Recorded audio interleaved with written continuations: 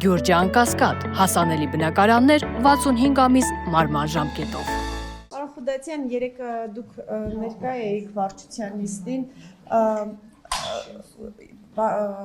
Արայք Հարությունյանը հետո որ խոսեց լրագրողների հետ ասաց, որ անդրադարձ է եղել նաև եկեղեցի իշխանություն այս թեմային։ Պարոն Խուդացյան, ես ուզում եմ հարցնել, ի վերջո այն մեթոդները, որ ընտրվել է հիմա, ոնց է հանգեցնել կաթողիկոսի փոփոխության եւ այս առումով ինչ է երեք քննարկվել վարչության։ Հարգելի գործընկերներ,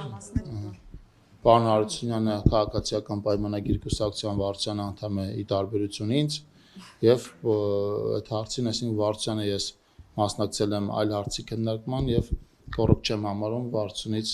վարչության քննարկումից ինչ-որ բան մանրամասնել, որտեղ վարչության անդամ չեմ։ Իսկ երեք հետևել եք այն իրադարձություններին, որոնք տեղի էին ունենում Զվարթնոց օդանավակայանում, ինչպես էր հանրությունը դիմավորում վեհապարին։ Հանրության մեջ բնականաբար կա որոշակի հատված, որը կարող է գնալ եւ ցանկություն է հայտնել գնալ Զվարթնոց օդանավակայան դիմավորելու, դրա հետ կապված մեկնաբանություն չունեմ։ Այցելող հետևել եք էմոցիաների, ինչ տպավորություն։ Ինչ նկատի ունեք բազմամեծ զանգված ասելով, որտեղ եթե քաղաքական տարբեր, շատ լավ, եթե քաղաքական ողջ ընդդիմադիր դաշտը կոչ է անում մարդկանց գնալ ազգային ժողով եւ դիմավորել եւ դրանից հետո ընդամենը Զվարթնոց օդանավակայան եւ դրանից հետո ընդամենը 1500-2000 քաղաքացի է այնտեղ լինում, մեկնաբանությունները ես թողում եմ ձեզ։ Լավ, հարցս որ գիտեք, որ 1500 հոգի է դիմավորել վիճակը։ Ցանկացած մարտով երբևէ եղել է Զվարթնոց օդանավականի այդ հատվածում եւ պատկերացնում այդ հատվածը ընդհանուր առմամբ այնտեղ դրանից ավել մարդ տեղավորել հնարավոր չի ուղղակի։ Պարոն Խուդացյան, վարչապետը հիմա հստակ հայտարարում է, որ կաթողիկոսին փոփոխելու գործընթաց է մեկնարկում։ Հիմա այս իր նախաձեռնությունը որքանով է տեղավորվում օրենքի եւ օրինականության մեջ։ Վարչապետը հայտարարել է, որ ձևավորվում է աշխատանքային խումբ, որը որոշակի գործառույթներ կիրականացնի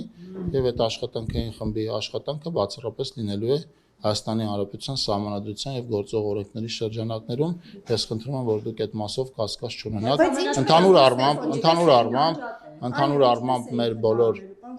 Ընդհանուր առմամբ մեր բոլոր գործողությունները, որոնք վերջին 7 տարվա ընթացքում եղել են Հայաստանի Հանրապետության գործող օրենսդրության եւ Սահմանադրության շրջանակներում եւ երբևէ չենք Դուք աշխատանքային խմբի աշխատանքի բնույթը գիտեք, աշխատանքային խումբը հրապարակել է օրինակ ինչով է ինքը զբաղվելու։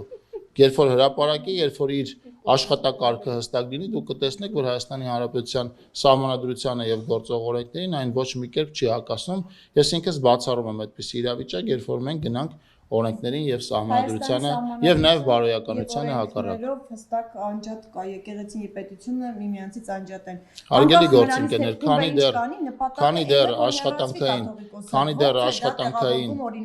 քանի դեռ աշխատանքային խումբը իր աշխատանքային օրակարգը եւ իր աշխատանքային գործառույթները չի հրապարակել, թույլ տվեք սրա հետ կապված մեկնաբանություն չանեմ, ես վստահ եմ, որ ինչպես մեր բոլոր քայլերը,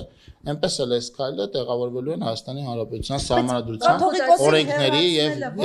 Սահմանադրության օրենքների եւ բարոյականության շրջանակներում։ Իսկ կարող ենք նաեւ ակնկալել այդ վարչապետի հայտարարությունից դատել, որ հնարավոր է նաեւ առաջիկայում ընդդեմ վեհապարի քաղաքական ակցիաներ։ Քանի դեռ քաղաքական ակցիաներ չեն լինելու, որովհետեւ մենք